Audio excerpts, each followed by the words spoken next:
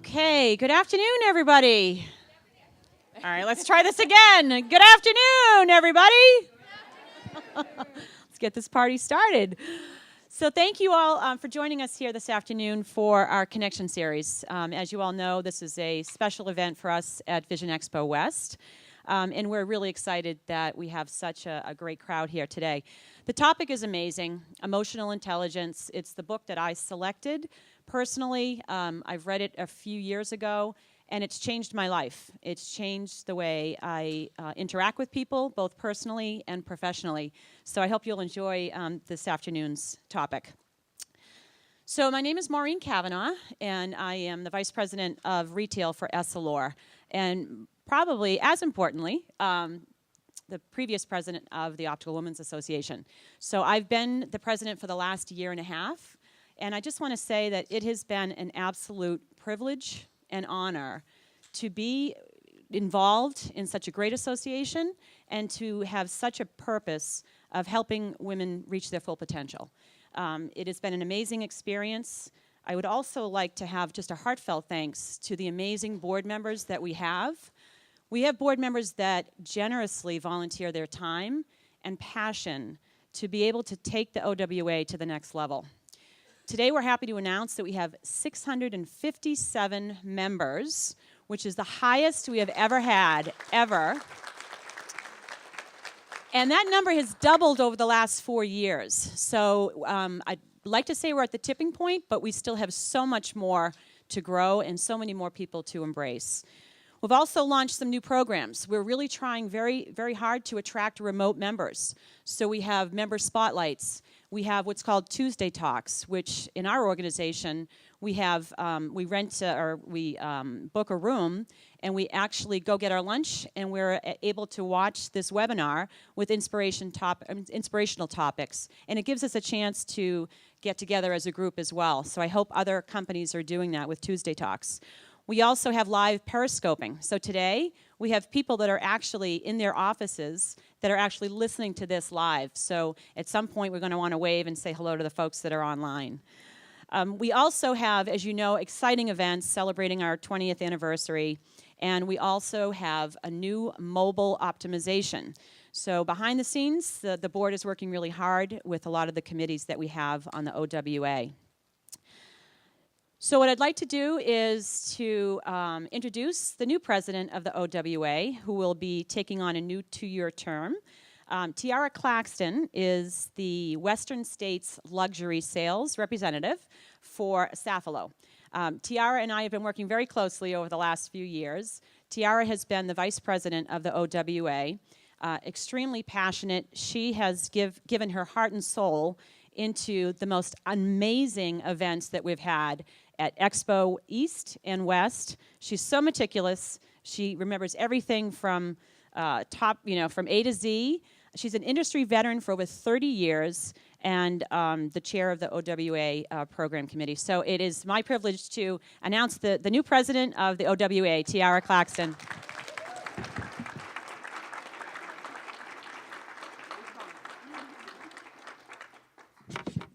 Thank you, everyone. Thank you for joining us today.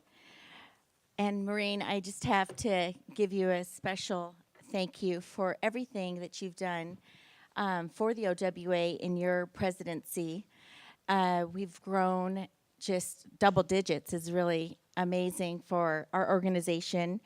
And for me, to learn from such a strong leader in our industry has just been a great experience, and I'm excited to be moving forward as the president here and get to learn and mentor and do everything that the OWA is meant to do for all of us here in our industry. Well, today is a special day because we're celebrating our 20th anniversary. So 20 years ago, we had visionaries in our industry that thought about that this is something that needed to have happen. And one of them is here today. She's getting hugged by Marge right now in the back of the room. And so Marge is one of our founding members as well. But Lorinda Frabroni, we wanted to recognize you for your award. So last night she was inducted into the Vision Council's Hall of Fame from the lab division.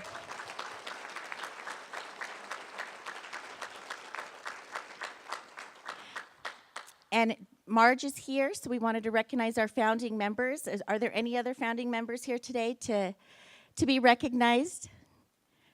All right, so we have Marge and Lorinda, and thank you for your dedication to the OWA and for everything that you believed in back in the days of meeting in the hotel rooms and enjoying wine and cheese together and developing this great organization that's going to help many women to come.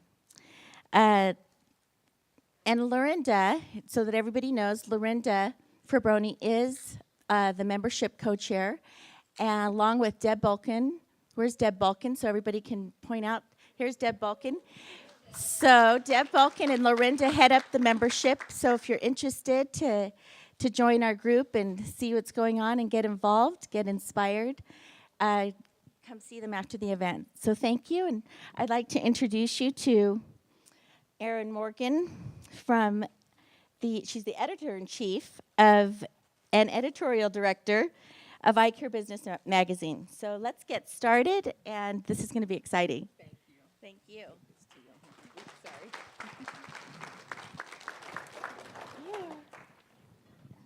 Awesome. I think I'm working here. Thank you, Tiara and Maureen. That was very exciting to hear the news about OWA and its growth. And we are here today to talk about emotional intelligence, or EQ. And we have a fantastic lineup of panelists with us today.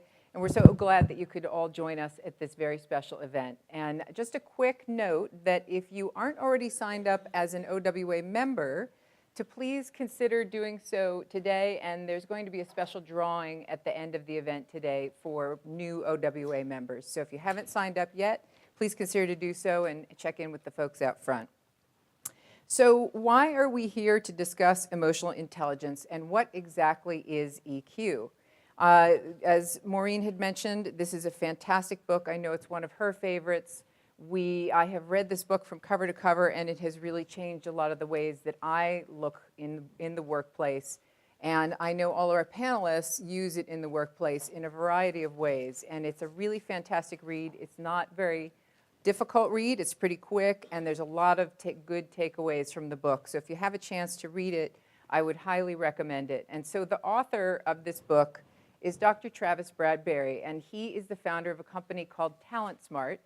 And they service, I think it's like over 80% of Fortune 500 companies today with EQ training for their employees. And just another side note is that you each have a copy of Eyecare Business at your seats today.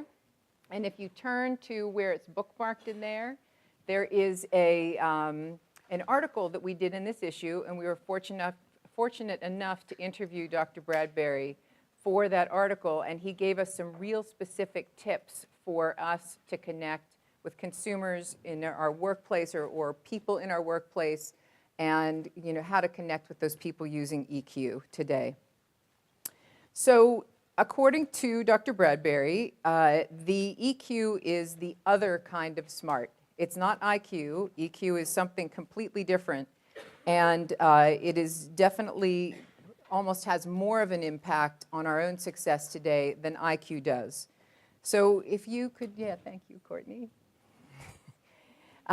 So according to research from TalentSmart, and if you can just take a quick peek at the slide over here, we have, this is all from TalentSmart collected over the last decade. They've interviewed over 500,000 people on EQ and how they use it in the workplace and how it's reaped success for them. So as you can see, 90% of top performers have high EQ. And people with high EQ make a full $29,000 more a year than their lower EQ counterparts. These statistics and this slide is straight from TalentSmart. So TalentSmart has found that every point increase in EQ equates to an additional $1,300 a year in annual income. So an EQ, while IQ is a fixed point, EQ is something that you can grow and change, and that's what the book's all about, is kind of enhancing your own EQ. One interesting tidbit that I found at the very end of the book, when I just finished it a couple of weeks ago is that Talent Smart found that at the top of the office, CEOs on average had the lowest EQ scores in the workplace, which was kind of interesting. That's some food for thought for sure.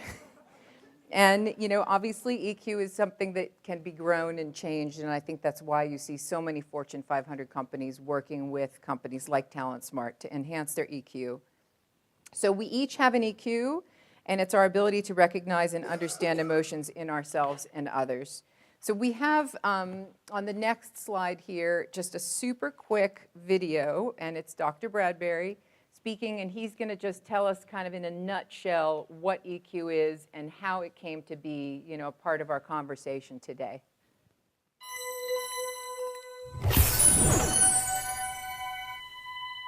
We owe our understanding of emotional intelligence largely to a gentleman by the name of Howard Gardner. He's a Harvard psychologist. And he started his career at a time when people took the meaning behind a joke, a very old joke, far too seriously. And that joke is, what do kids call the nerds once they grow up? Anybody heard this? Right, they call them boss. And the people really believed the meaning behind this joke, and that is that IQ wasn't just the most important determinant of success in life, it was the sole determinant of success in life. It's all that mattered. So picture Gardner. He's a guy here in the 1950s, 1960s, was just finished his PhD, was starting his career, trying to decide how he's going to make a name for himself, put a stake in the ground and conduct research. And study after study came across his desk that showed that IQ predicted just 20% of how people do in life. And people of average IQs outperform those with the highest IQs 70% of the time. So here's Gardner saying, we're wrong. We really don't understand what makes people succeed in life. I want to understand this other 80% of success. And he was the first to propose this idea of multiple intelligences, with emotional intelligence being one of the largest skill sets that encompass what makes people successful. Here's how this works. Everything that we experience in the world around us enters at the base of the brain. So if the signals of the sound of me speaking traveling into your ear have to go to the base of your brain. If someone bumps into you and you feel that, it has to go to the base of your brain, and it travels across your brain through the limbic system. This means the limbic system is where emotions are generated. This means that you have 27 emotional experiences every waking hour. That's about 400 emotional experiences every single day. This is important because you have this emotional experience before the signals travel to the rational area of your brain. So you have an emotional reaction to events before you have a rational reaction to them. Emotional intelligence combines the two. It's your ability to respond with reason to these emotional reactions that your body is naturally having.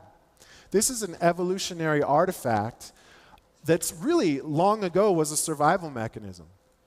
If a saber-toothed tiger jumps out of the bushes, having a quick emotional reaction is a very good thing because you're going to turn and run.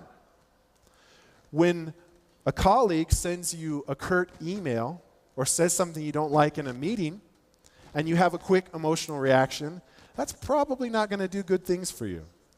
So emotional intelligence is the mastery of that, the flow of information between these two areas in the brain. Concept, and it really is something that can be used in the workplace today. So we will get started with introducing our panelists. We've assembled a panel of EQ experts to share their stories and insights with you about how they use EQ in the workplace today. And I'll make some brief introductions, and you'll see it also on the PowerPoint. But if you would like more information on these folks, their bios are more in full on the OWA website information for this event. So please feel free to go there and check it out. So first, right next to me here, we have Johanna Luffler. She is CPBA, associate consultant with Kleinman Performance Partners. And Johanna uses EQ in their doctor and staff training workshops and consulting services. And Kleinman is an optometric consulting business that handles mostly independent optometrists? Yes, our clients are specifically private practice independent optometrists. Great. Thank Thank you. you for clearing that up. And then next we have Nan Meehan. She is the Vice President of Eyewear at ABB Optical Group. And Nan uses EQ every day in her role as a manager. Very important. And next we have Megan Maloney. She is the Vice President of Merchandising at National Vision.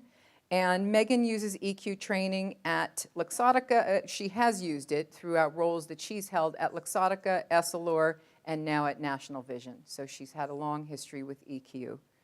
And next to Megan is Deborah Shute, who is Vice President of Human Resources at Essilor Laboratories of America. And Deborah is responsible for using EQ in her organization for leadership and staff development. And then on the end here, we have Benjamin Young, Manager of Talent Development at Luxottica. And Ben designed and facilitates Luxottica's EDGE program, which includes EQ as a foundational skill for employees at all levels of the organization.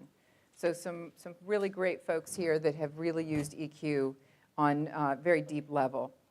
So before we move on, we just want to extend a special thanks to ABB Optical. They are sponsoring today's event, which is very exciting. So thank you, Nan. That is really great. We really appreciate it. And just for a little background, ABB Optical Group is a leading distributor of optical products in the United States, supplying nearly 2/3 of ECPs across the country with contact lenses, ophthalmic lenses, and eyewear services through their digital eye lab, which is a state-of-the-art lab, and it's dedicated to freeform digital lens fabrication. ABB also offers its customers practice building services such as pricing strategy tools, staff training, and e-commerce solutions. So thank you again. So, okay, so we'll move on now to what makes EQ work in the workplace. And our goal is to have you walk out of here today with some real, usable, tangible examples that you can take away today. You can employ them in the workplace, you can employ them in your personal life, and things that can just kind of help you enhance your own EQ. Just a quick note is that the book itself, if you end up getting it, and we have some to give away at the end here too, it has a code in the back where you actually can take your own, you can test your own EQ, and they have a kind of a scratch-off page. So it's really great. I just took it, and it was really eye-opening, to see my own EQ. So anyway, and we'll just kind of move through our panelists one by one here with these questions. So the very first question, which is also on our PowerPoint, is specifically, what does EQ mean to you, and how do you employ it in the workplace? So we'll start off with Johanna. Thank you, Erinn. Thank EQ for me is really the ability for me to manage myself. That's where it starts for me. And it gives me the ability, the awareness to create a space to really understand not only what the emotions I'm having are, but then react in a way that makes sense. As Dr. Bradberry said in the video, you know, I'm not responding to saber-toothed tigers, even though it sometimes feels like it when you get that nasty email. So that's really for me the core. And at Kleinman Performance Partners, EQ is really woven into the fiber of everything we do. Not only are we in the performance business of driving performance within practices, but you know, when you distill it all down, we're in the people business.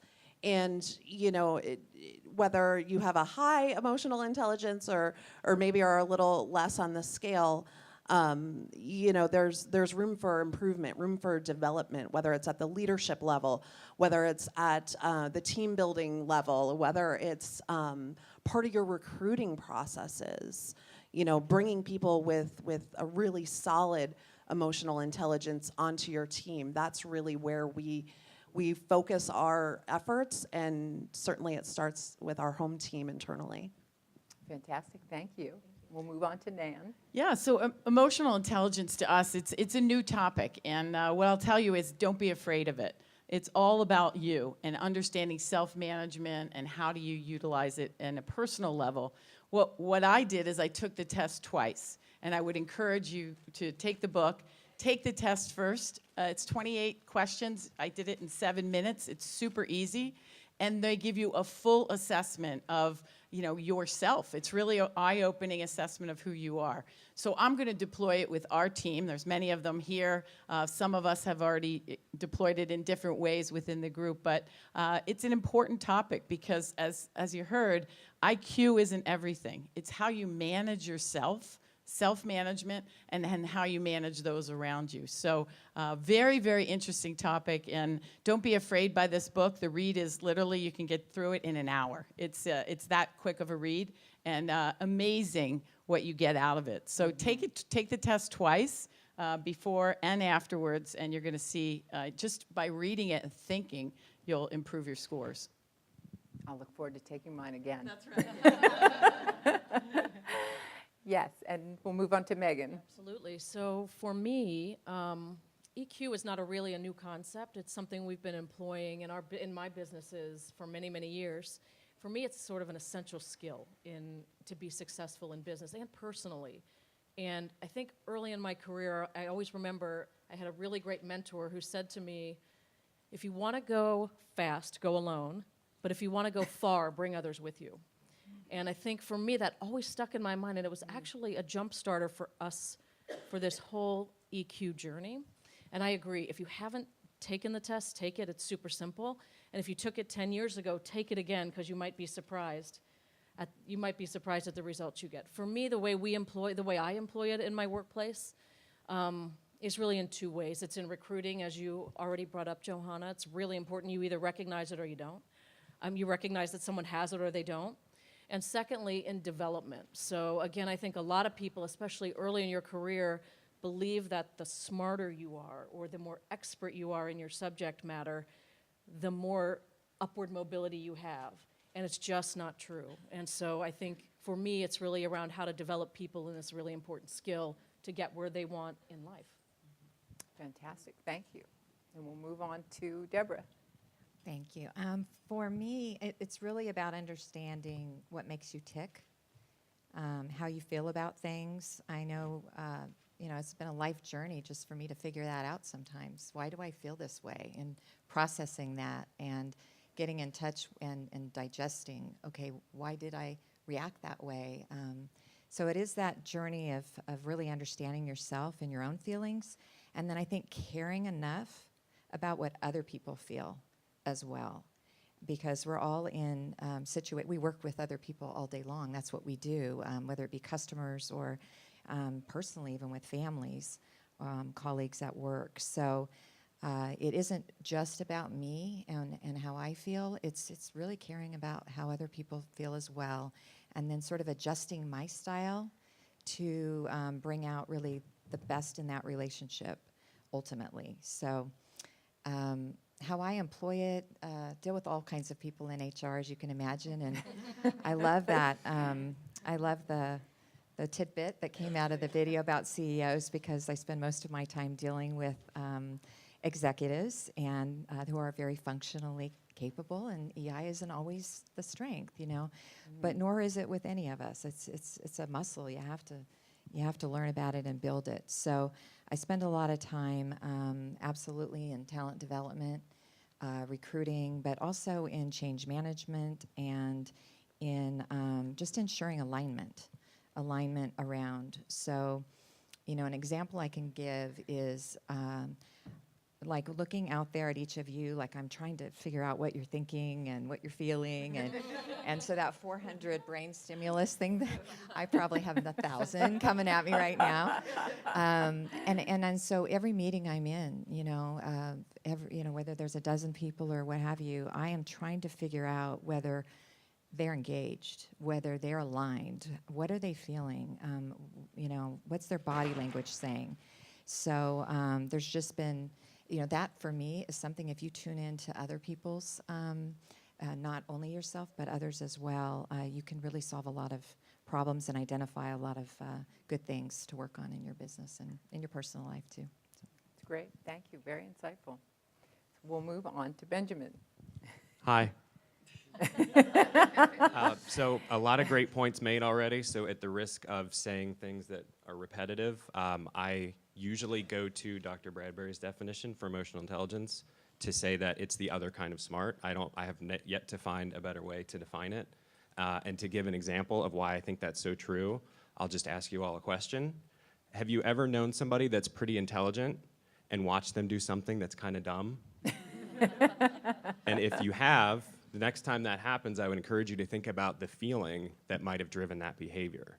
Because to me, one of the defining points about emotional intelligence that makes it the biggest predictor of your success is that it acts as this gatekeeper between the skills that you already have and your ability to apply those skills in a productive way.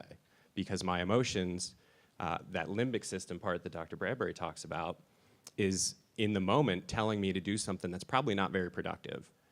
And what I can do if I have emotional intelligence and if I employ it is to decide whether or not I want to listen to that emotional part of my brain or whether I want to wait for the rational part of my brain to kick in and choose a more productive course of action. So having communication skills is essential. Having intelligence is essential.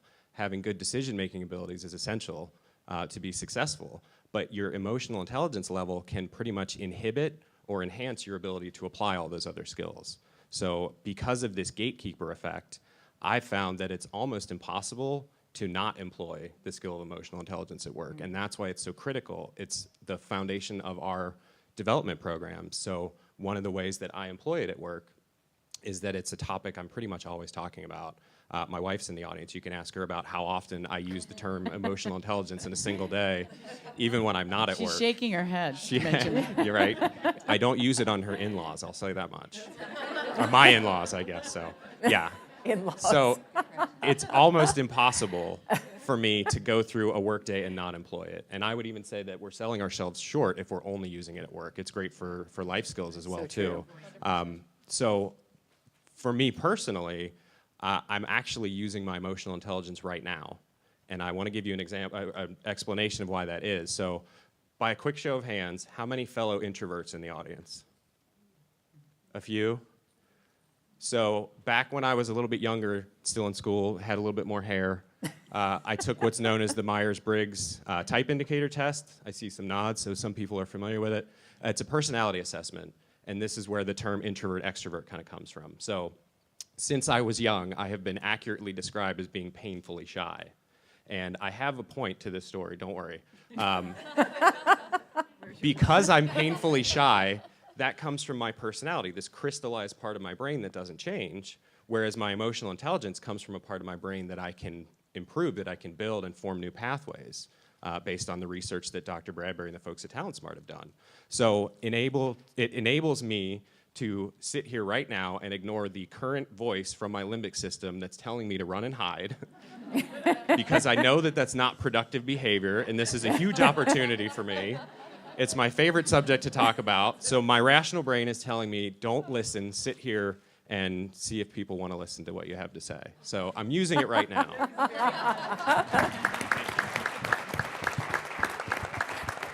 That was a great example. Thank you very much. So we'll move on to the next question. And this question is going to be just for Johanna and Benjamin. And this is, we saw in the slide before, with all of the statistics, that EQ really is effective in the workplace. Obviously, it's going to be effective in your personal life as well. But in the workplace, we want to check in with these two panelists and ask, what kind of quantifiable results have you seen from using EQ in your own businesses? And does this focus on EQ really work? How much? Thank you. The beauty of EQ is that it can be measured. As we alluded to, in the book, there's a great assessment that you can take within the book and to take it multiple times to see the difference. And so we employ this all the time. We start with getting a baseline with teams or CEOs. Certainly, they need the most help out of all of us.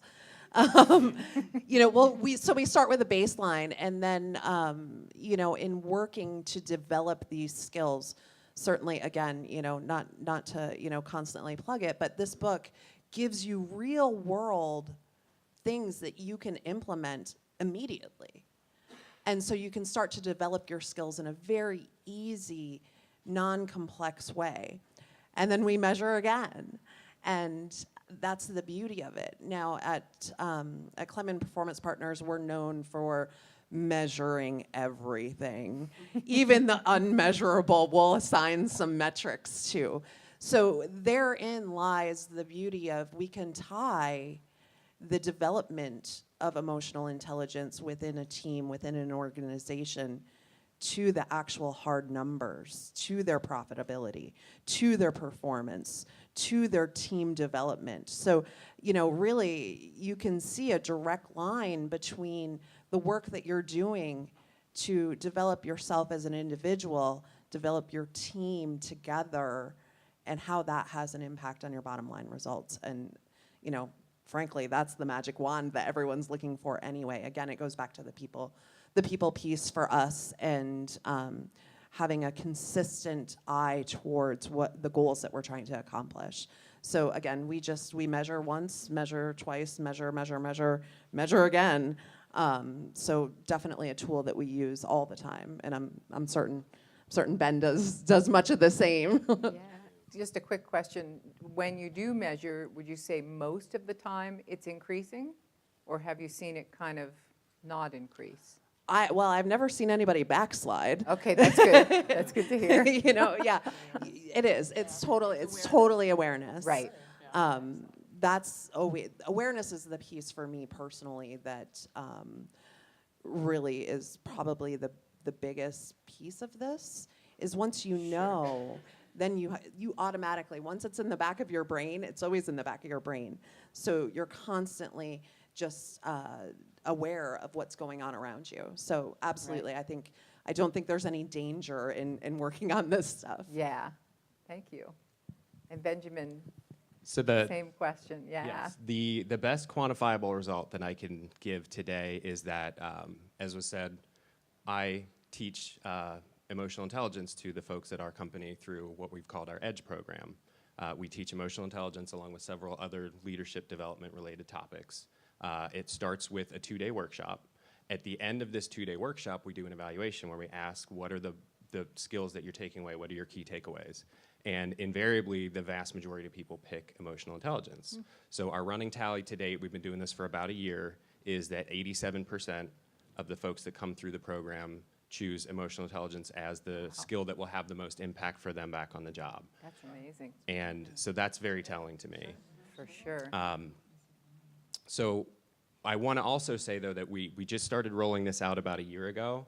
So as much as I'd love to be able to tell you that we've seen scores go up, we're still a little early in the process for that. We have a lot of folks we still want to get through. So it's very much a work in progress at this point. But I am encouraged, I'm excited to see how those scores will be impacted, because, as was said, the way that the assessment in this book works is you get a chance to take it twice. So once we've got a chance to have everyone go through our program, we're going to do a next level program, bring them back, talk about your action plan and your steps and progress and obstacles and things like that. So at that point, I'll have a little bit more data to share. Sorry, I can't give any more today. No, that's great. But I think the better part of the question, to me, what really resonated was more the second part, which is, does it really work?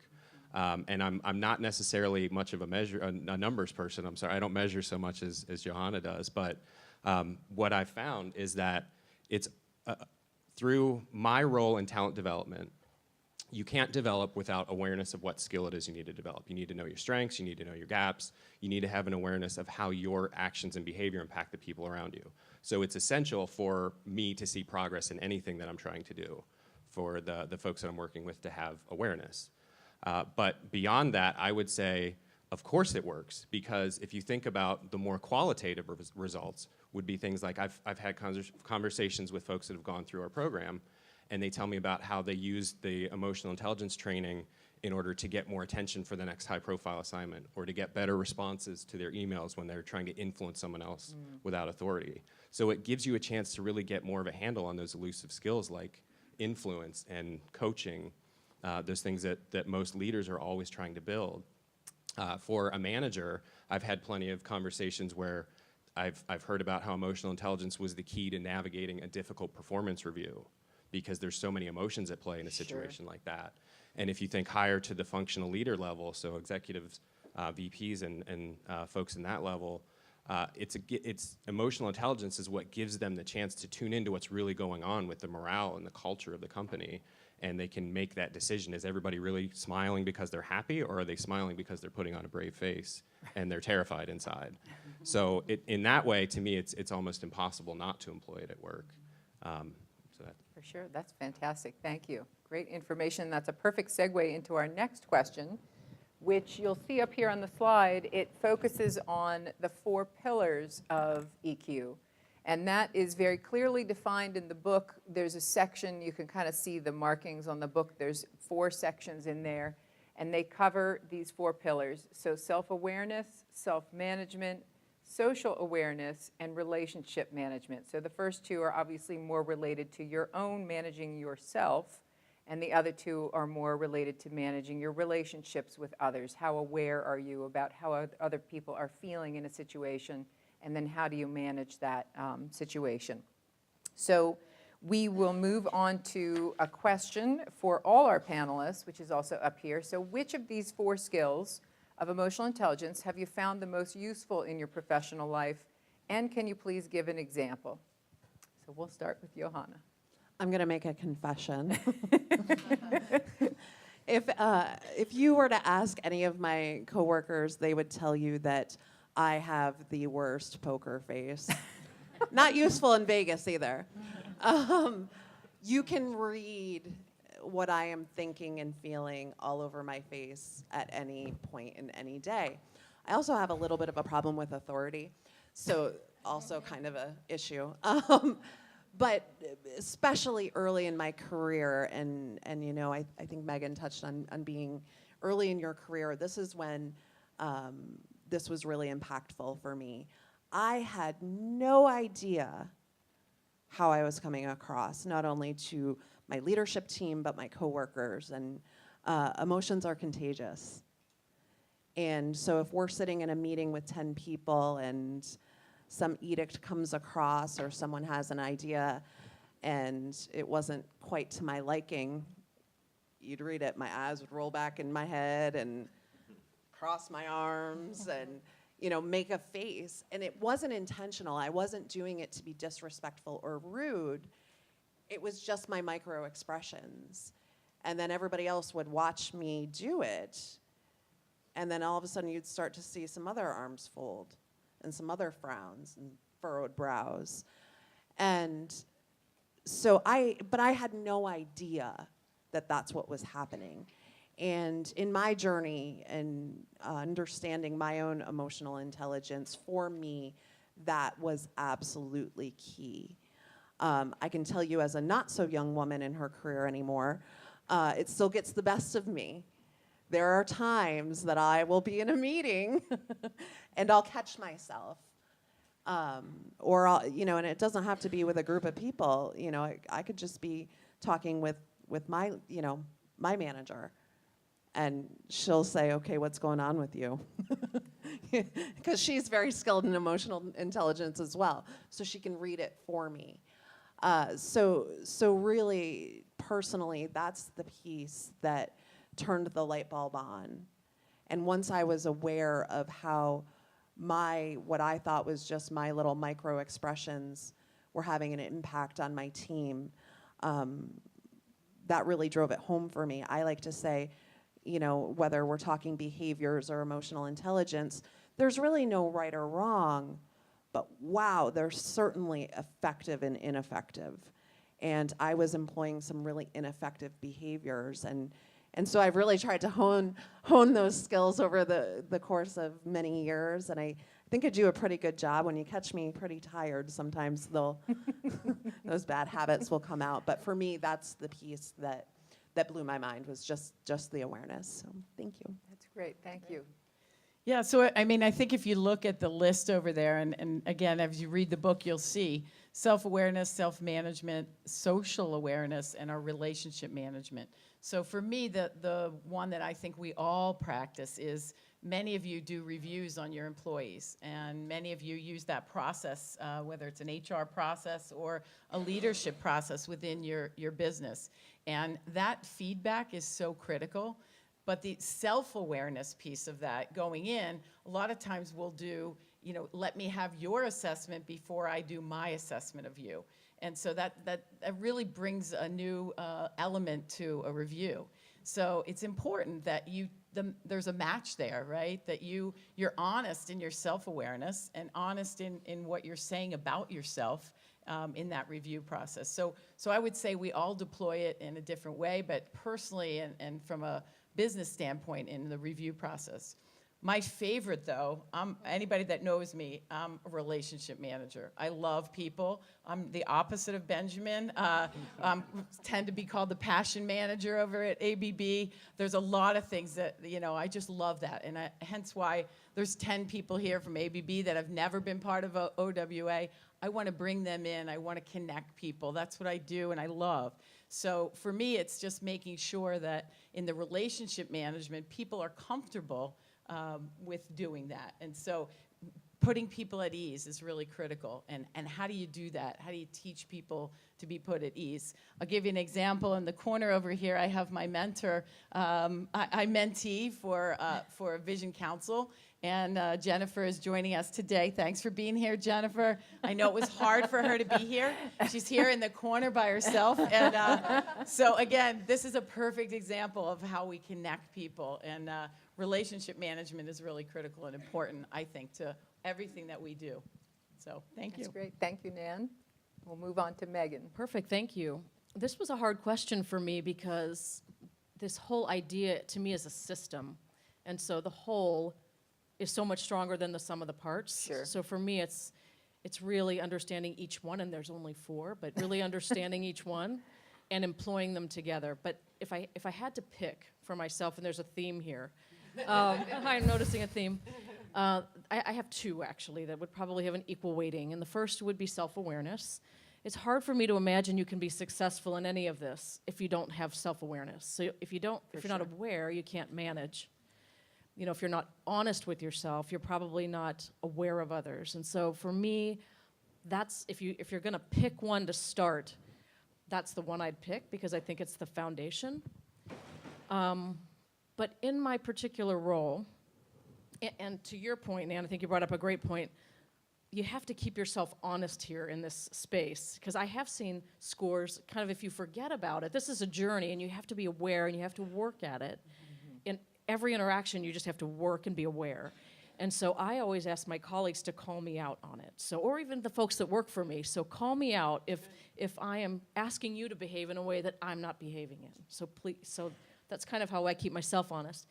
In my current role, though, relationship management is a must. I mean, I couldn't be successful without it. And something that our company has done well, I think it's a very strategic advantage that has begotten them the success that they have. And I'm new there, so it's nothing that I've done. But I think like Tim and Becky could probably attest to, we've taken a philosophy around our vendors. So again, I head up a merchandising group. And so we deal with lots of outside vendors, so relationship management is critical. But our approach is really fewer, bigger. Just build a few really strong long-term relationships, make them good. And Essilor is a great example. Make them good. Be open and curious to what is successful for those vendors. And they will then be much more contributing to the success of our business. So for me, as I speak to my teams throughout my professional life, relationship management in my specific role is probably one of the most important. That's great. Thank you. We'll move on to Deborah. Well, you'll hear more theme that's very similar. And I, too, struggled with this because I view it as a system as well. Yeah. It's like if you remove any part, I can be very self-aware, but if I can't manage myself, then, it doesn't matter how aware I am. I'm not doing anything about it. Yeah. So for me, relationship management. I think if I am self-aware, if I'm good at managing myself, which that's the one I work on all the time, maybe at home more than at work. But and then if I'm socially aware, which I feel like I'm naturally socially aware, then I will build good relationships. I feel like good relationships and relationship management comes from doing all the others well and having good intent. And in HR, we're an influencing role. In my case, we partner with the business, and we wouldn't be there at the table with the business as HR if we weren't adding any value. And so one of the ways that I guess I help foster relationship management is to identify where I see breakdowns in alignment and breakdowns in communication and behaviors and other things as well. So if you go to my house, I have this thing about harmony. So you'll see like little signs, little plaques around that speak of harmony, which means I'm not conflict averse. My job requires a lot of conflict dealing, but I prefer to get to the end point of a harmony. And so I want to work through that issue whether it be individually or not. And I don't want to create conflict, which means I got to mind what I'm saying, how I'm conducting myself, and all of that. I want my team to be inspired. I want the people I work with. A lot of the folks I work with are here today, and I've been at Essilor for almost 8 years, and relationship is, you don't get anything done, and you can attest to this probably. Relationship is key to being successful at Essilor. If you walk around with your hat on that says I'm the boss of this or that, people really don't care. It's like, how can you interact with them mutually beneficial? But you've got to come to the table as partners, or else you really won't get things done. So in the spirit of that, I think relationships are key, and just I feel like I play a role in that every day of trying to make that work. That's across so the great. Organization. And that really is the crux of EQ, is the self-awareness and then the willingness to want to work through all of the other steps to get to the end result. So, and Benjamin. So I'm definitely on the bandwagon that all of these skills are completely essential, and it's difficult to pick one that's been the most useful. I'm going to have to pick self-awareness, though, for 2 reasons. One is because, like has been said, there's this stair-step quality to those where you can't really get good self-management without self-awareness, and you can't have good social awareness unless you're able to keep yourself in check first. And obviously that feeds into relationship management too. So to think that you can have good relationship management without first having good self-awareness, it's kind of, to me, to coin a proverb, is kind of like throwing darts in the dark. You may hit the bullseye, but I don't think you deserve to. So right. I think that's one of the reasons why self-awareness has been the most useful. The other is, I guess, on a more personal level, it's something that I've come to find a great amount of value in, and I feel that all of my growth as a professional has come from the idea of building self-awareness. And in the book, one of the strategies for building self-awareness that always resonated with me was to lean into discomfort. And I found that to be a very powerful phrase. And again, I'm doing it right now, and I'm growing a little bit. So, thank you. So what happens when you find something that makes you uncomfortable and lean into it is that you'll find growth, and you find that it doesn't kill you. It leads to, we hear so much about leaving your comfort zone, it leads to more success. So that's something that I try to hold as a high personal standard for myself. So I got to go with self-awareness. That's great, and very good advice. So we will now move on to some really specific questions for each of our panelists that are really related to their own experiences and how they use EQ in their own workplaces. So we'll start with Johanna. And Johanna, you at Kleinman work with Eyecare practices to help them use EQ with their own teams. So is that, how did they get started with the process? How do you kind of introduce that to them? Do they read the book? Sure. It's interesting. A lot of what we work on and what we've built our business around is the concept that eye care practitioners, doctors, they went to school to be really great doctors, to be healthcare providers. They didn't go to school to be great people managers and culture developers and all those less tangible pieces of the puzzle. So frankly, oftentimes when we're working with a practice, they're not coming to us saying, I really need to develop the emotional intelligence of my team. It's much more often that they're coming to us saying, there's something going on and I can't put my finger on it. And for me, that's an instant trigger. Okay, we need to assess this group of individuals, see what's going on. Again, get that baseline. Where are we starting? Are we dealing with an immature work group in the sense that, you know, they're young folks and they're starting out in their careers, and oftentimes that, you know, they may not have a super high degree of emotional intelligence. As we've said, CEOs naturally oftentimes don't have, you know, fully developed emotional intelligence just by nature of their position in many respects. So that's really where we start. So if I'm hearing there's a culture issue that's maybe a little nebulous, this is where I start. And so certainly assessment is the place that I go to first. And from there, I can say honestly, there's a myriad of tools that we employ, but my number one homework is read this book first. We need to all get on the same page. That way CEO knows what we're talking about. We're all speaking the same language. And then I have them begin spreading it out to their team, you know, 5 minutes a day to read a few chapters. Again, an easy, very easy read. It's well worth it. So that's where I start when working with practices. That's great. Thank you very much.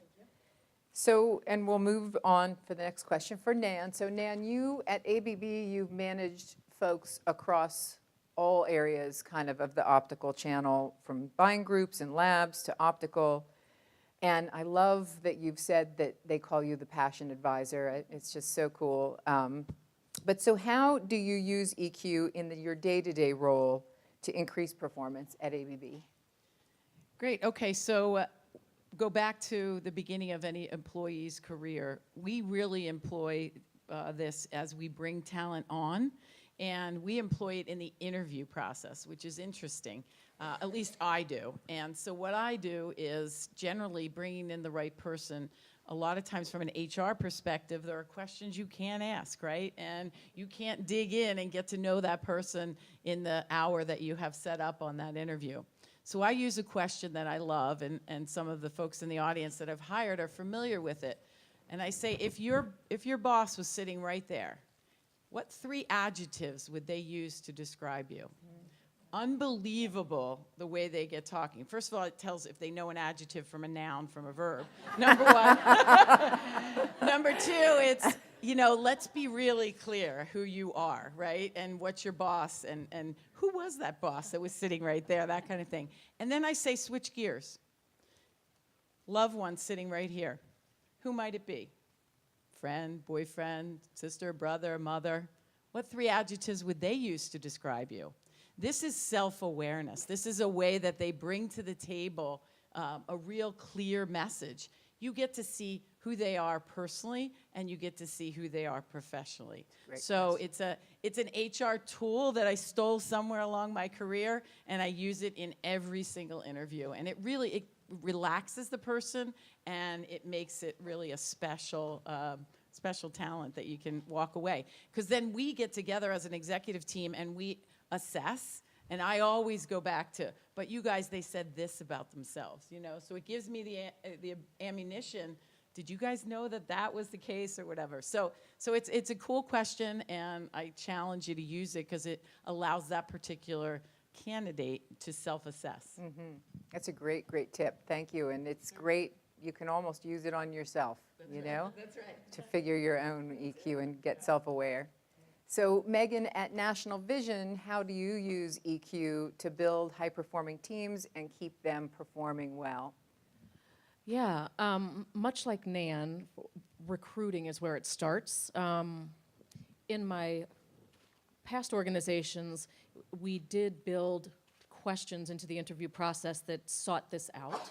And again, I think it's very easy to identify if you're aware of what it is you're looking for. It's really easy to identify, does someone have it or not? And for me, and probably most of you, in the organizations we work in, we work very cross-functionally, right? We have to work with lots of partners and make lots of friends in the organization to get our work done.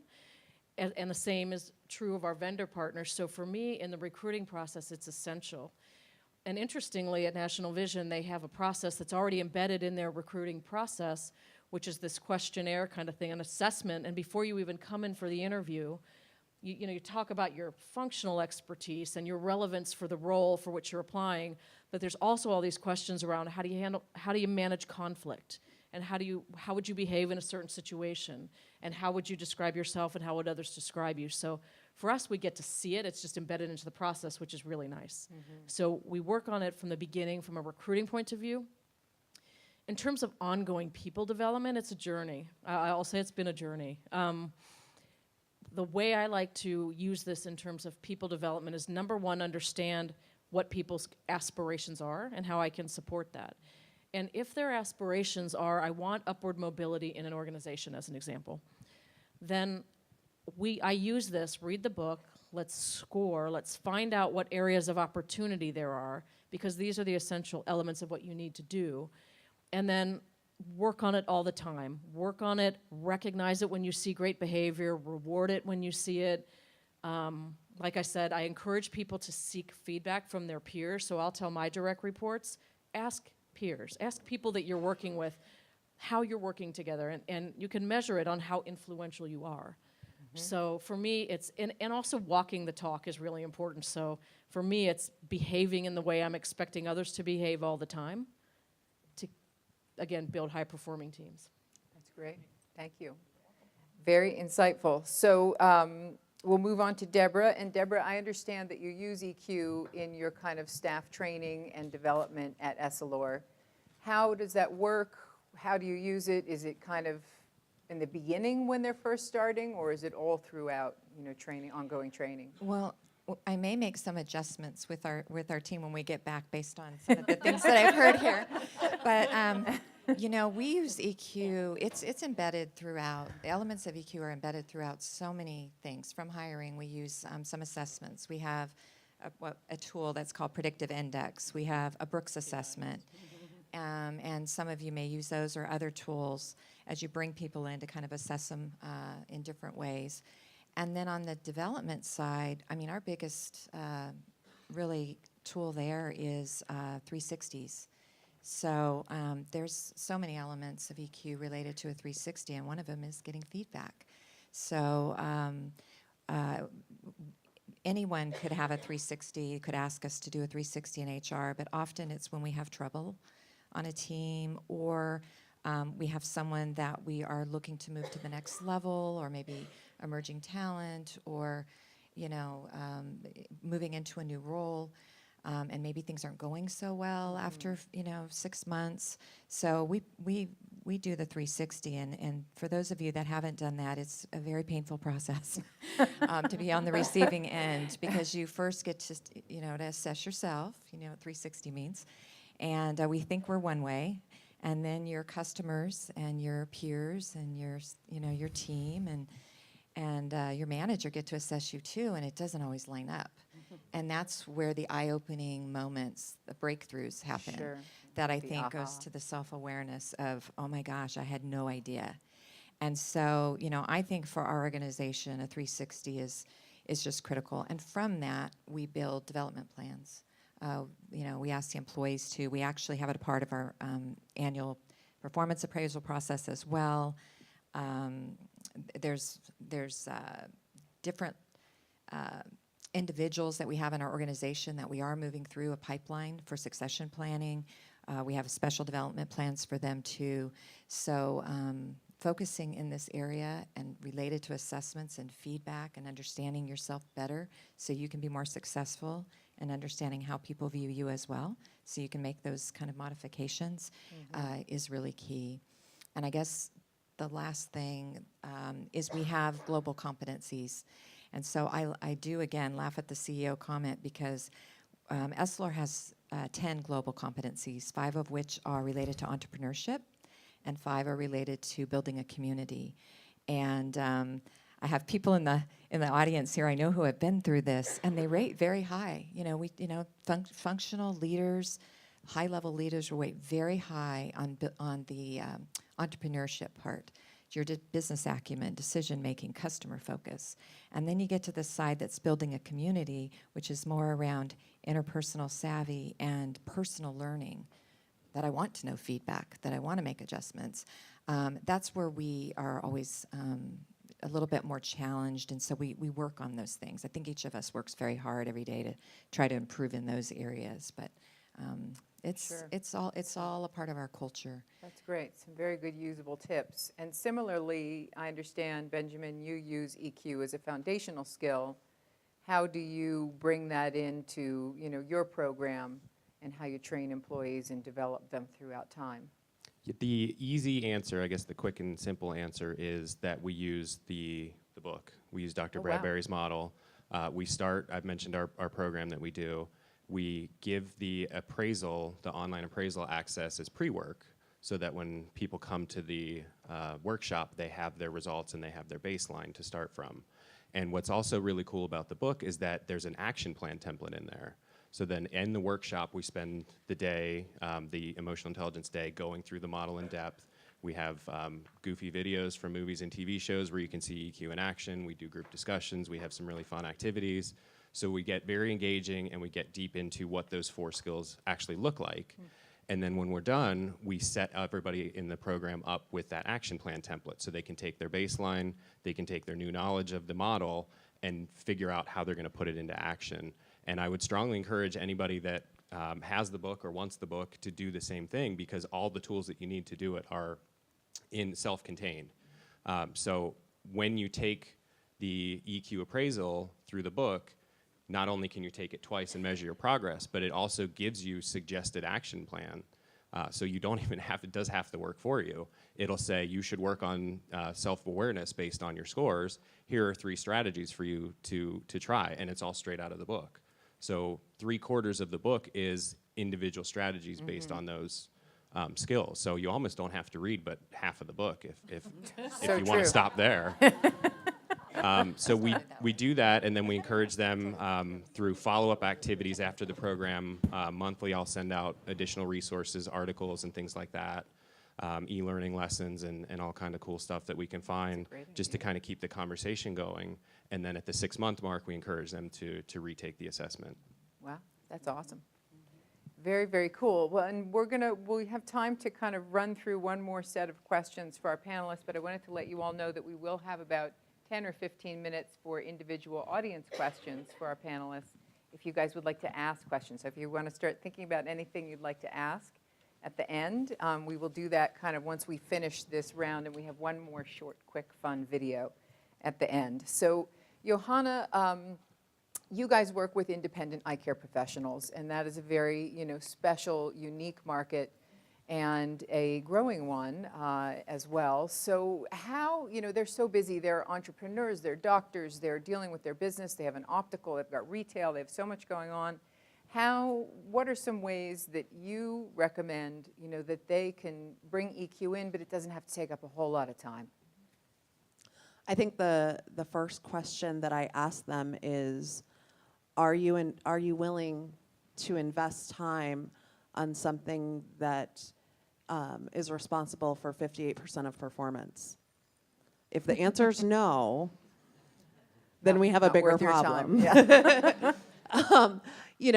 But I understand, we all serve many, many masters in our days, all day, every day.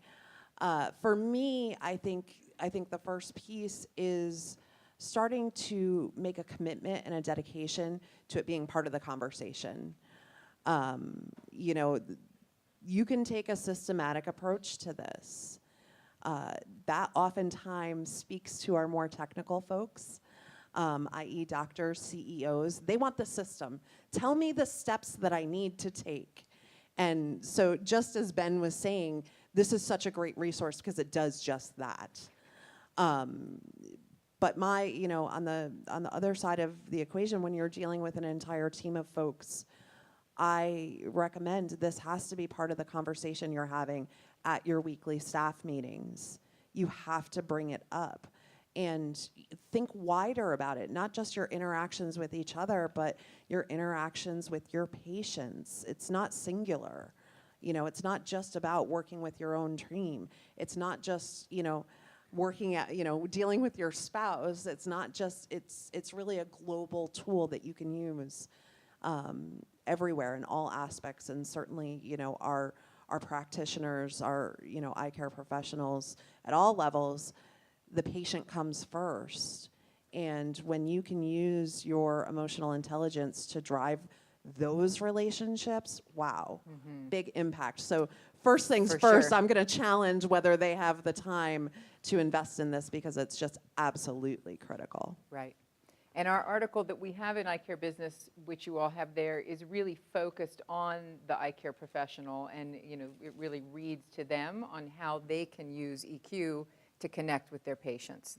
And Dr. Bradberry offered some real specific tips for that. So if there's any ECPs in the audience, that's a great. Or ECP Great read. teams, opticians, our front desk folks, everyone. Everybody. We've got a hand in it. So it's good stuff, and it's universal and really global. Absolutely.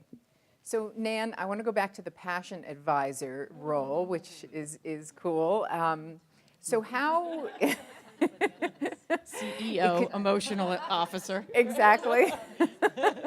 So how important is passion as a part of EQ? There's a lot of kind of very specific things to EQ and the 4 pillars, but passion is, part of it. So let me just ask in the audience, how many of you are related or know anyone that was affected by Harvey or Irma? Okay. That's probably 95% of us, right? So there's an emotional connection right away. But I'll give you an example. Our office is in Florida. We're in Coral Springs, and we closed down on Wednesday, and it was terrifying. A category 3, 4, 5, all of a sudden it got to a 5, and it was like, yikes. I learned passion from mentors, great mentors. Angel Alvarez, who's the CEO of our business, this is a true story, ran up and down the corridors of our hallways screaming, "Mayday, Mayday, Mayday," when everybody was looking at him like, "You're a goof, like you're crazy, this is tough times."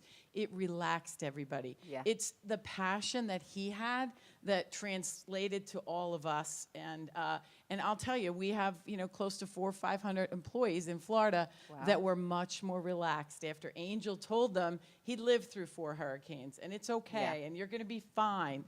But it's a learned behavior, right? Passion is something like that. So it's just an example of it's important in the workplace, and it's important at home as well. So just a fun example, and I wish you all good luck. I hope that there was no serious damage. I know it's been a very terrifying week or so, but I'm glad that everybody's here. Yeah, for sure. So Megan, you have worked at many different companies where you've used EQ, and how has EQ helped you develop as a leader, and how could it help others potentially, increase their role within their own organization? So for me, I guess first of all, when I was first exposed to EQ several years ago, it's a lot like Maureen said earlier. It did change my life. And I don't know what this says about me, but I was actually surprised to find out that knowledge and intelligence and expertise were not the predictors of success. So that was surprising. And I know there were several of us on the journey at the time, and we were, you have to believe it's true to take action, right? So it actually really did change my life, and I think it changed the way that I interact with colleagues, vendors, folks that work for me. And again, I think for me, in my particular roles, collaboration has been the only way to get the work done. So it's, I worked with someone once, and I think of him all the time, someone that joined our company in a very powerful role, had a big piece of responsibility, and came in and made some significant good changes, because that was his thing and he was good at it. But he had such low EQ that over time, as good as he was and as impactful as his initiatives were, financially important, he became ineffective because people just stopped listening. They just weren't listening anymore because you couldn't work with him. So I always have him in the back of my mind as my example of, oh my gosh, I hope I'm never that. But what it's done for me, I guess, I do credit this whole idea, this whole system with my success, because I think it has made me a better listener, a better negotiator, a better leader, a better mentor. I've had the benefit of some really great mentors, and so I like to sort of pay that back and mentor others in this space. So I think that's how it's helped great. me. That's wonderful. So, and Deborah, with EQ, any specific results you've seen from using EQ in your staff training and development? Do you deploy the test? Have you seen test scores increase, or just seen it, in action?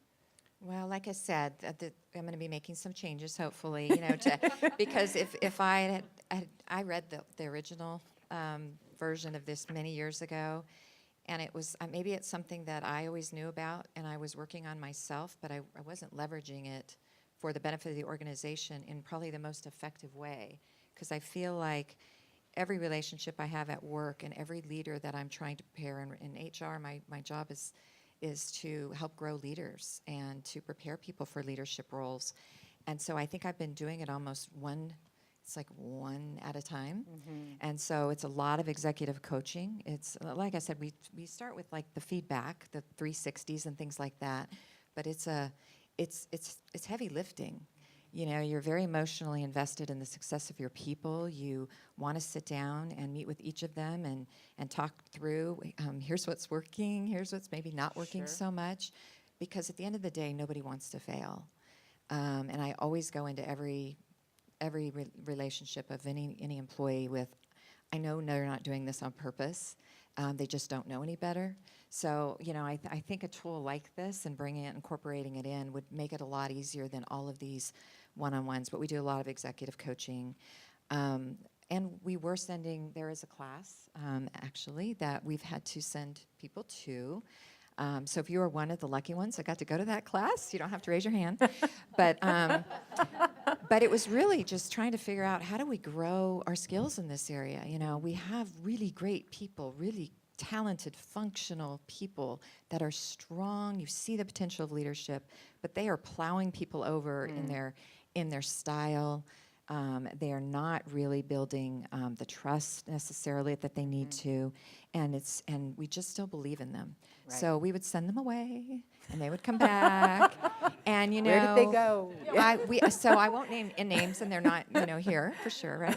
But absolutely have seen remarkable turnarounds. Wow. And so if we could deploy something like this program in our organization, I think it would exponentially probably make a difference. That's exciting. Very cool. So, and we'll finish up our last question with Benjamin. So, Benjamin, you use EQ, but how do you keep it going year round? I know you mentioned something where you send out some newsletters. How do you kind of keep EQ as top of mind?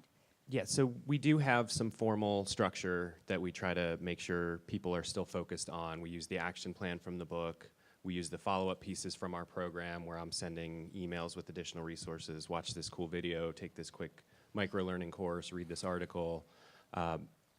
One of the additional ways that I try to keep it top of mind too is I encourage people to sign up for Dr. Bradberry's weekly newsletter via email. It's great. It's and there's so many email newsletters that you could sign up for. This is one of only 2 that I actually read.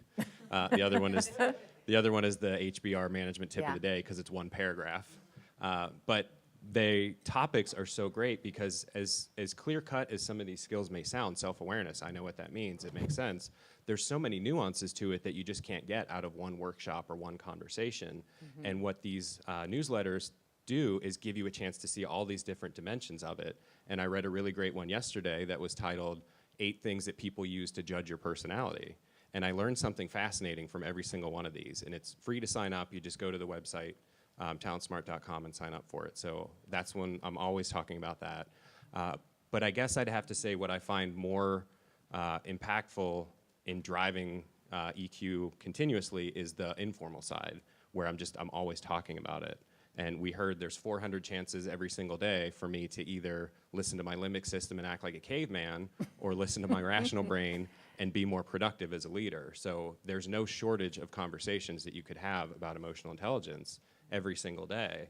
And that's where I feel like I get the most benefit from follow-up. That's great, and a great example.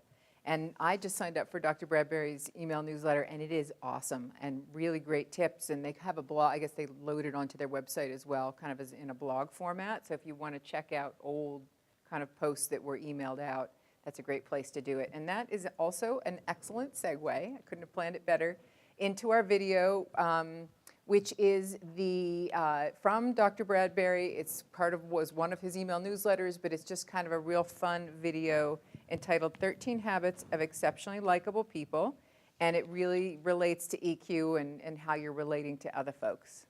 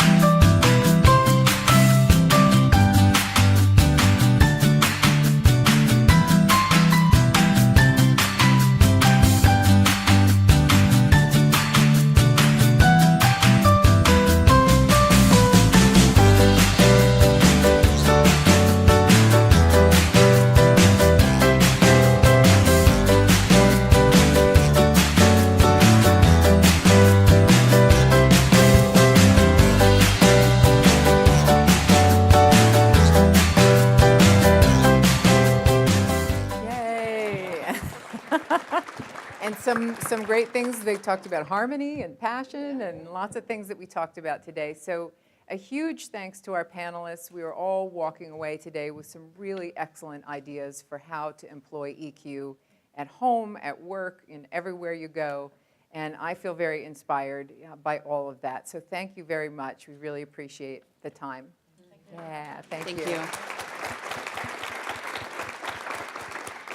So we're going to open it up to questions. We just have probably about 10 minutes or so for questions.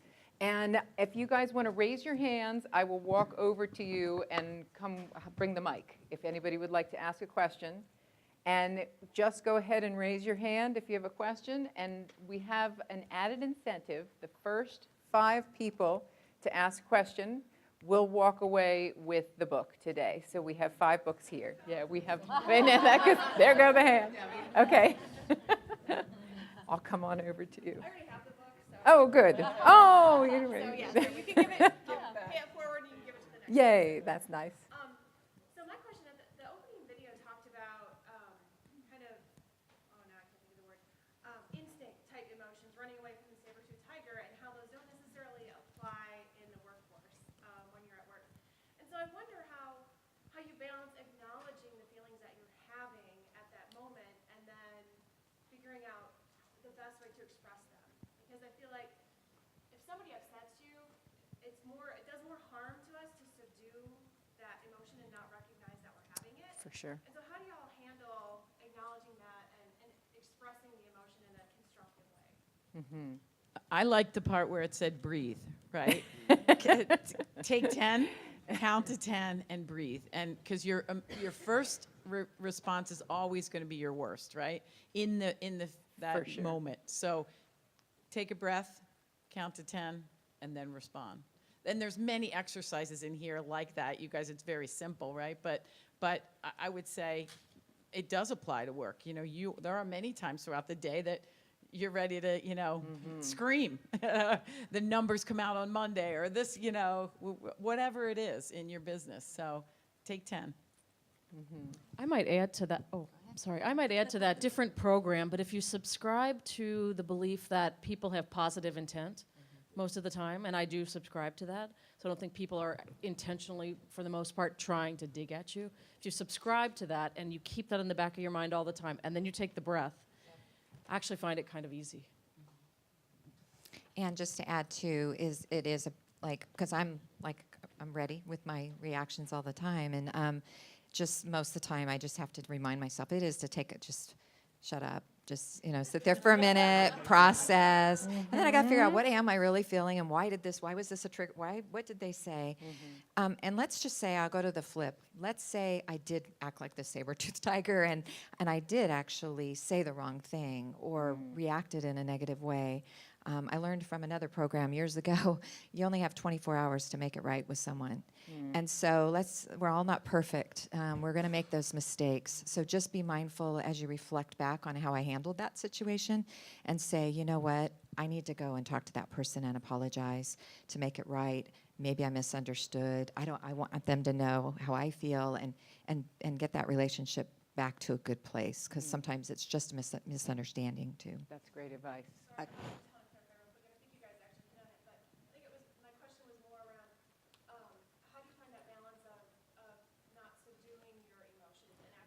Right. You're having them, because I feel like a lot of times, especially women in particular, are taught that it's bad to be emotional. Sure. I'm sorry, I probably wasn't clear on my question, but I think you answered it with the take 10. I think you just take 10 and feel the emotion. I think that's what you're. I can speak to that a little bit as someone, again, super reactionary. I'm like, pulling the swords out of my pocket. I think a key piece of this is. I love you, Nan. I think a key piece of this is exactly what you said. You're not having a wrong response. Acknowledge it for what it is, and then move forward. I think that's absolutely And the be key. aware. I have some hidden Word documents on my computer that are my event documents. And that's where I go to write things that shouldn't be emailed. And I get it out. And then and truth be told, then I say to myself, okay, is my behavior going to de-escalate this situation or escalate it? And then I make my plan. So that's what I do for someone that, I'm right in there. I want to jump in. That's what I do personally. And I'm super invested, as you know, in developing female leaders in our organization. And one thing that I absolutely implore people to do is to have a voice, to be present. You'll watch, the men will have a voice, they'll say whatever, but look to how others react in situations like that. Start paying attention to how I have certain people that I look to, and I'm amazed at how the finesse, when I know they're like on the chopping block thing, they're in the fire, and they're just so composed, and they're able to speak how they feel, but they say it in a very, professional way. And so, being mentored in that sort of way is a good thing. But I encourage you to have your voice. And even if it means let's have a meeting after the meeting where I can share with you how I really feel. But just don't suppress it and be quiet, because that's just not healthy anyway. Mm-hmm. Can I sure. add 2 very quick points? So I'm pulling my weight here. Sure. So first, I think you hit on something really important, and that is that emotional intelligence does not mean turn your emotions off, does not mean suppress your emotions. And so many of us, I think, are given the advice when you come to work, leave your emotions at the door. And that's, sorry for lack of a better word, that's idiotic. Because it's like telling somebody to just leave your cardiovascular system at the door, because you can't turn it off. It's hardwired into us. So that's my first point. That's a bad advice, very bad advice. The second is that as much as I agree with everything that we've all shared, one point I would add is that in the moment where you have that emotional response, it's usually almost too late to do anything about it. You almost have to be aware of it ahead of time. So when it happens, if you don't manage to choose the right response, learn from it, and then figure out what your triggers are and use it to build. Because like we've said, you can build this skill. You can form new pathways in that part of your brain. So it's trial and error, I guess, is my takeaway. Thanks. Thank you. You good? That was, yeah. Okay, awesome. I'm going to go back to the back because she had her hand up first at the very beginning. And just so you know, all of our panelists signed the book, as well as our new OWA president, Tiara. So did you have? Yeah, this is kind of embarrassing. Oh no, it's the same question. Only because I was raising my hand because I wanted to know how I can get a book. Oh. I guess that counts as a question. Does it count as a question? We have an answer. Amazon. Congratulations. Well Oh, right. Okay. All right, I'm coming back for another book. So, I'm going to go get a book. Thank you. Awesome. Okay, we'll head front next. Oh, you did? Okay, would you like to? This was very much a pleasant surprise. I was invited by my company to attend, and I'm blown away by all of what you all shared, and I really got a lot out of this, and it was, like I said, it was a pleasant surprise. I wasn't expecting this, so thank you so much. Thank you. Was there another question back here? Okay, yes.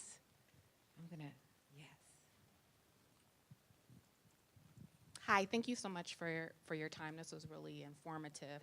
My question is, I think it's elaborating off of the other question that was stated. It was, can you elaborate on how diversity and inclusion is a function of emotional intelligence?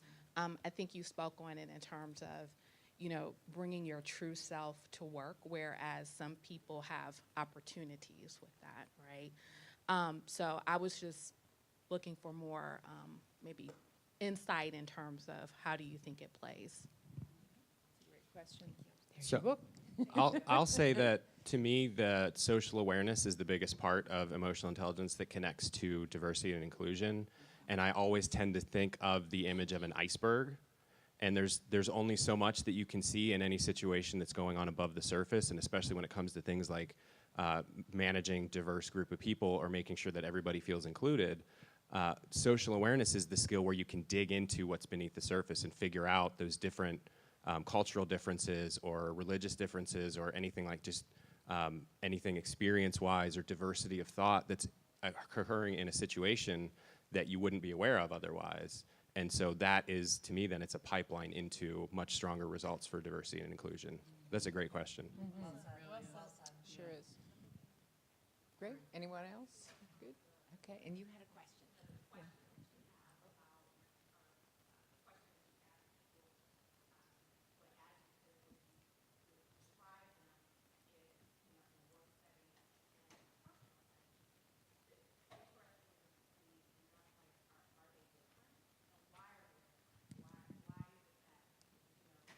Yeah,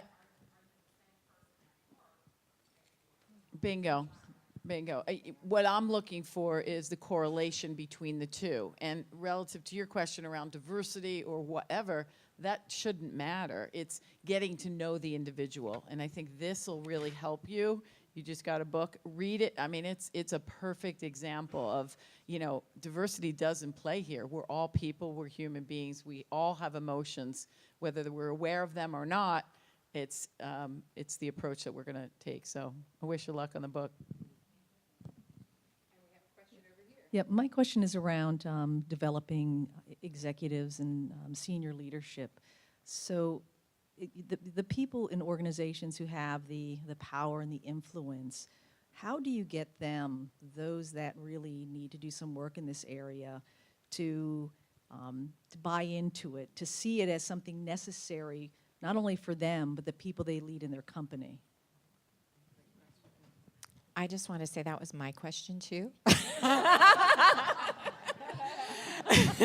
So I was going to ask the panel that myself, actually, because that's key, right? It's got to start from the top down. It can be grassroots too, but I can certainly say in my organization it would be very helpful, like any initiative that you are trying to roll out in your program to build the best culture you can have. It's got to be supported from the top down. So I'm open to any suggestions too that you guys have.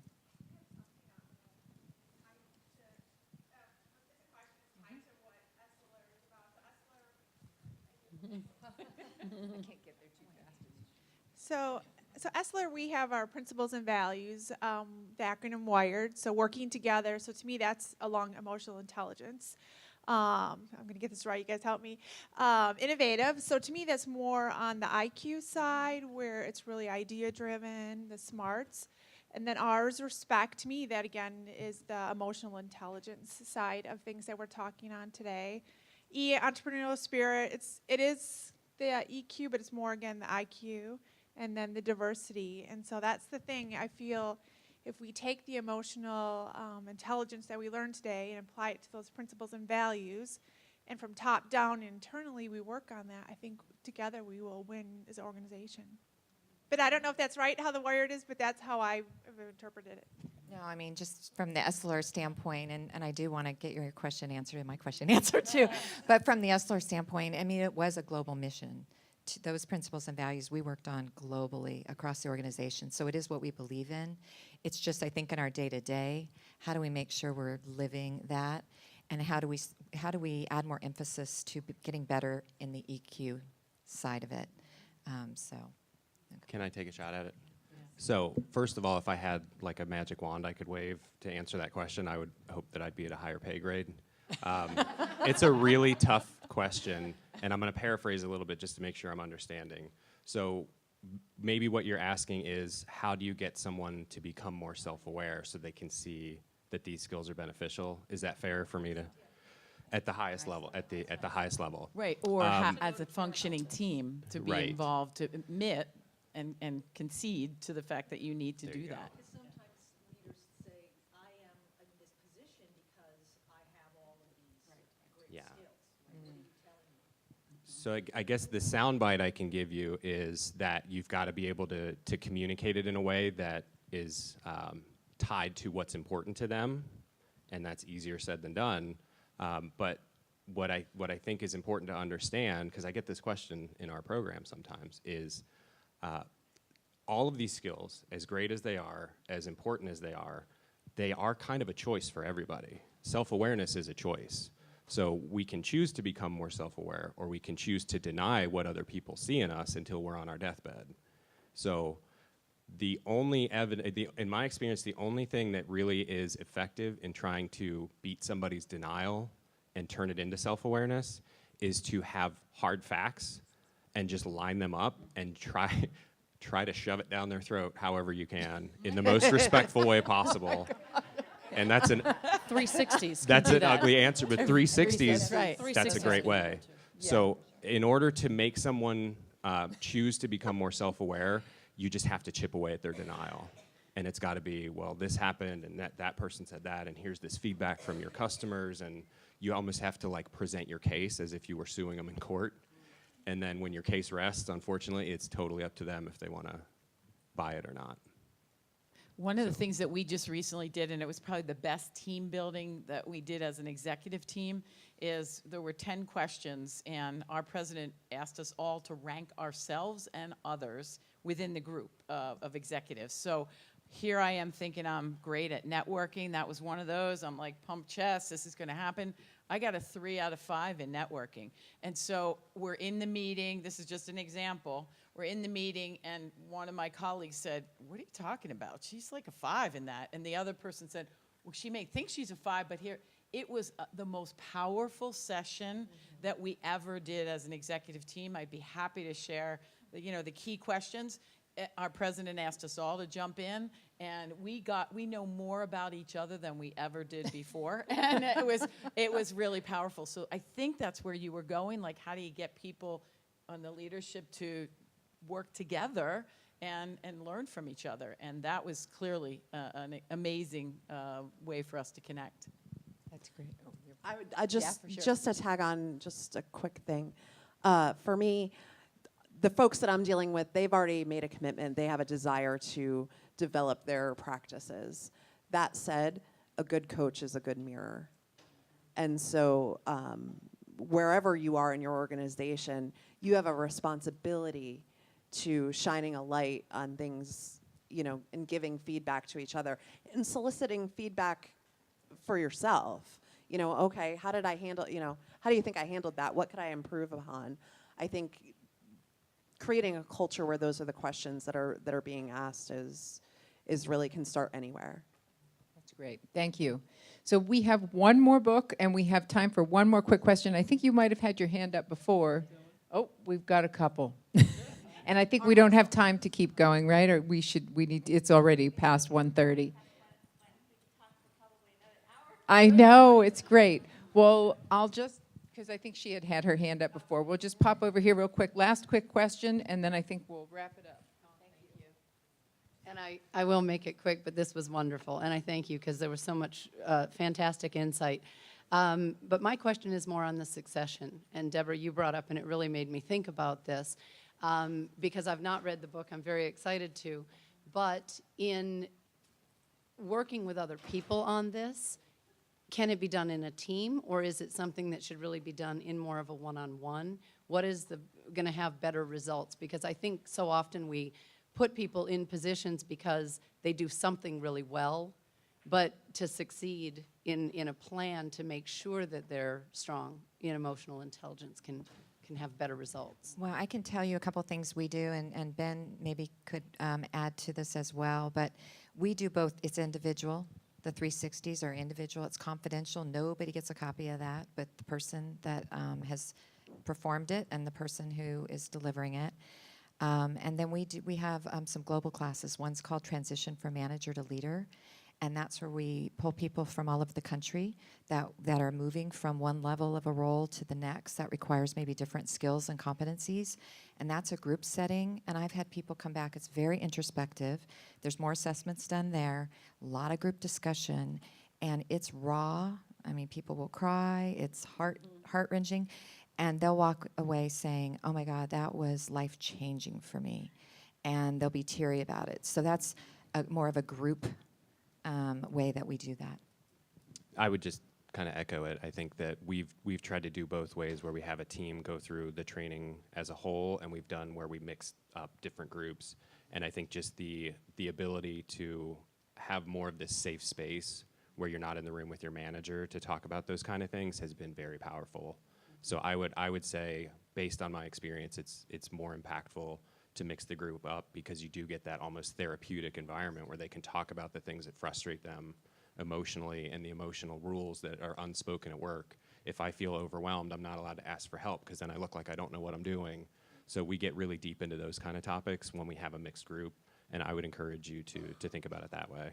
Does that help? Yeah, it does a lot. And where do we send the people that we want to Send away. Where do they go?